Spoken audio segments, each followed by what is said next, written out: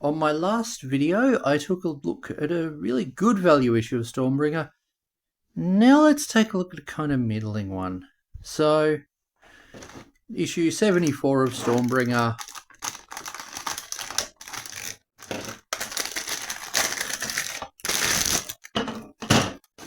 Comes with a sprue of terrain. Get out of here, plastic bag. So we've got the Guardian Idol out of the big terrain set that I think has been discontinued temporarily.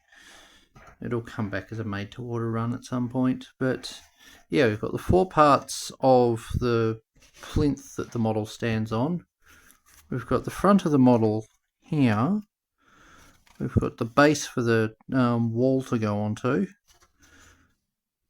We've got the back of the model. We've got an arm with a spike on, with a big spear on it. We've got a helmet. We've got an arm to hold the shield. The back side of the shield is plain. The front side has a monster face on it, or griffin face maybe. Pretty neat. Now, long term, I want to turn that into a tech priest, but I don't have the time today, sadly. I'd love to have the time to turn that thing into a tech priest. Okay, so rather than ramble on for 20 minutes about the contents of the magazine, slowly reading through it, I'm just going to talk about it afterwards.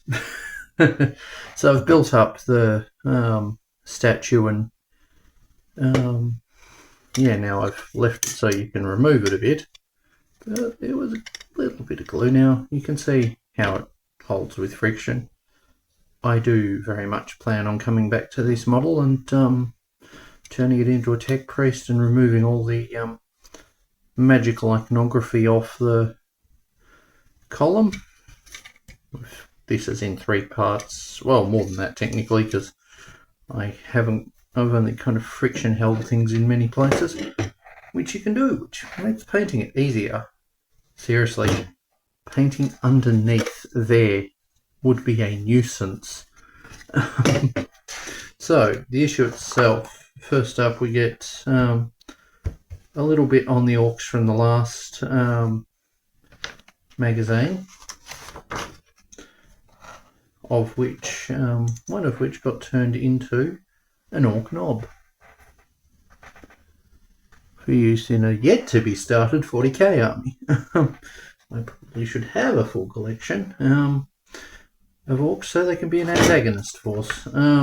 Also, there was an alternative head option for the terrain piece.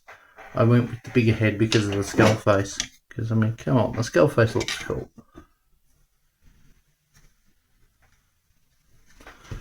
And because the gems on it kind of look like eyes, like they'll work for servo eyes or mechanical eyes. So yeah, we get a little bit on the Iron Jaws orcs in general. Do not underestimate that they actually do have intelligence. Come on, look at the names. Gore Hacker, Odd Boy Armor, Brute Smasher. Like, come on. What Warhammer names.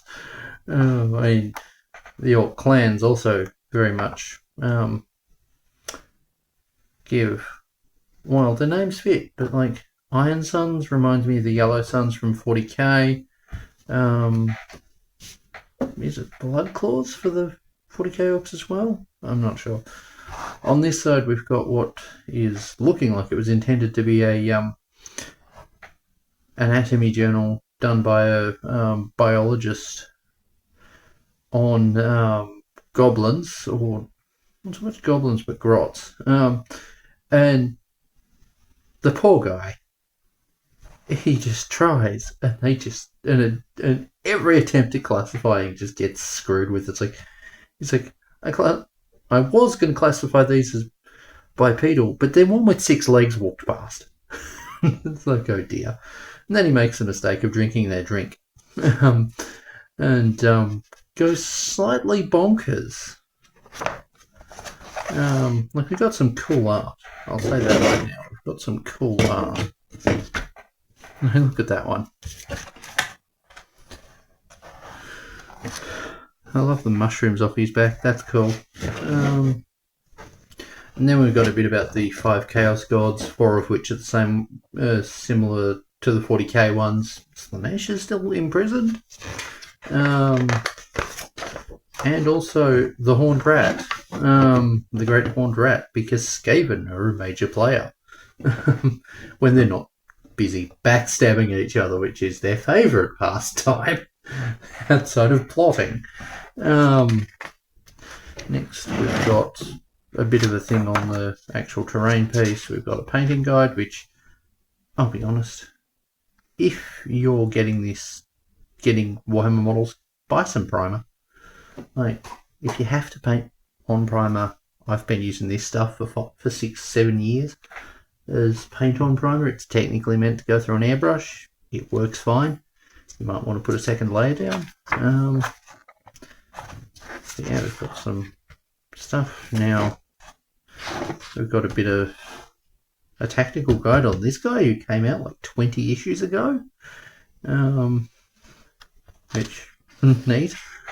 Apparently he has a bit of a gacha thing with some of his abilities.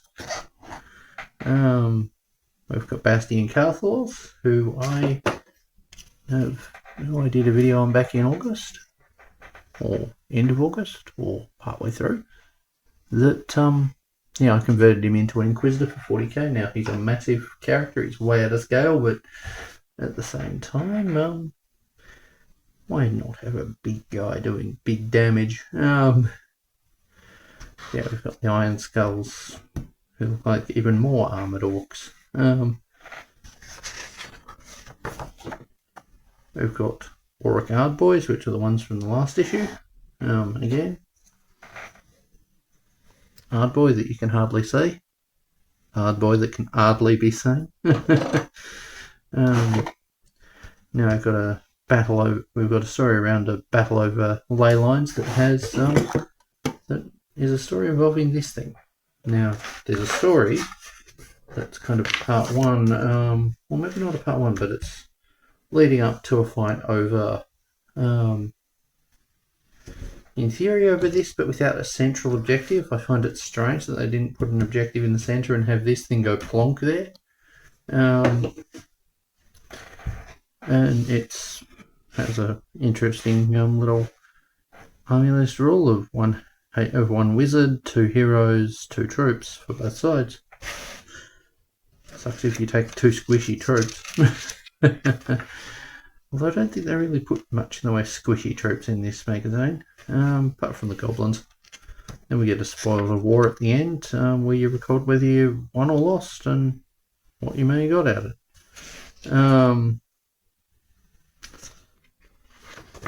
But yeah, so I'm going to be doing a video on this one next, probably Sunday. I want to turn this thing into a weird boy. I mean, come on, look at him. He looks like a weird boy as it is. Now, unless I end up getting the last 2 issues of this magazine, this will be the last video I do on this magazine. Because, like, there aren't any more than 80. They take up 3 issues, one of which is just for the stands. It's like, talk about hilarious issues. That being said, like, the retail for them was something like $200. So some of these are pretty good. I mean, I think that's like half price. But yeah. Anyway, I've rambled on kind of long enough. Let me put some models in front of this thing for the end. So yeah, we've got a model for order and a model for destruction. Yeah. So yeah, it was a good issue. It could have been better, could have been worse. My feeling on the terrain issues with the Warhammer Parts Work magazines, be it this or the other named ones, such as the next one that comes out in Australia, hopefully, called Combat Patrol, is that the terrain in them tends to, like, the terrain issues tend to be much fairer priced than the plastic terrain kits. I'll be blunt. I don't think any of the terrain kits are priced reasonably. Like, I'm sorry, but look at the price for ruined buildings that can only be built one way. It's ridiculous. There's plenty of, like, and this is terrain, like, injection molded plastic does not cost a lot. Not sure, the initial mold might cost a fair bit, and the machine itself, but like the plastic, you're paying barely anything for it on a wholesale level. But yeah,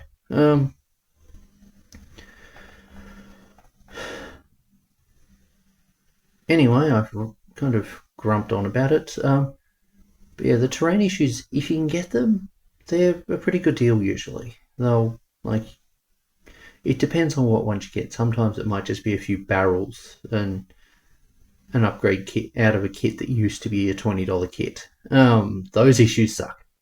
But I think that kit got discontinued both hard by GW, and I think as a result is not going to be in any other parts works. I'll share a parts work conspiracy with you in a later video. Anyway, thank you all for watching. I hope you enjoy, and do you have a favourite Warhammer parts work? Alternatively, do you have a favourite model from this run, from Stormbringer? Anyway, thanks for watching. Catch you around. Bye.